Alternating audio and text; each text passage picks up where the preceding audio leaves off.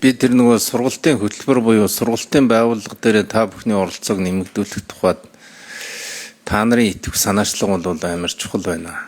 Яг тэгвэл та нар бол төрийн албаны зөвлөлийнхэн гэдэг чинь одоо аль нэг намын өнөөдөр та нар аль нэг намын харьяанд бүртгэлтэй хүмүүс биш дээ. Тийм ээ. Буцаад мэдээж намынхаа харьяал сэргээвэл ихэнх Монгол Ардын намд л очих байх л та. Тэгтээ тэгж бодлогоогоор яг энэ төрийн албыг хөгжүүл төрийн албан хаагчийн хөгжлийн асуудал тийм хөгжлийн асуудал гэхэлэр бид нар бол мэдээж чадамжин дээрээ суурлаад явна. А нөгөө талдаа хүн байх тухай.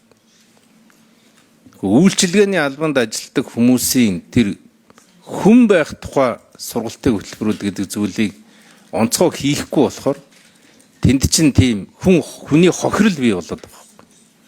Ард түмэн хохирдог дээр нь албаа гэж хохирдог. Дарга цэрэг нэг тийм диаграм маягтай.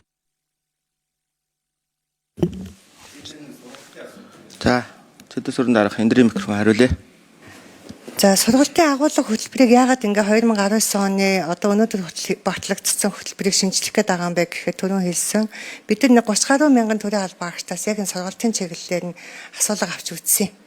За тэн дээр юу гарч ирж байна гэхээр одоогийн байгаа удирдлага системийн хийж байгаа энэ урт богино хугацааны сургалтын тоо боломж нь хангалттай биш байна. Агуулга нь бол одоо өнөөдрийн бидний бодит хэрэгцээг хангахгүй байна.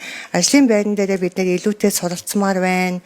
За яг энэтэй холбоотой төсөв санхүүгийн асуудал хүндрэлтэй байна ч гэдэг юм уу ингээд ийм олон асуудлууд үүссэн. За ганцхан судалгаан дээр суйрлаагүй ер нь төрийн албан хаагчийг өөрийг нь мэрэгшүүлэх, сургах, дэмжих чиглэлээр ажиллах хэрэгтэй юм байна гэдэг агуулгаар нь энэ хөтөлбөрийг бүхэлд нь өөрчилж байгаа.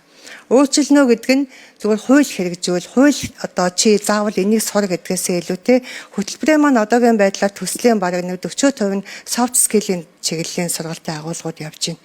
Тэгээд төрийн албан хаагчдыг заавал одоо нэг газар танхимаа сургахаас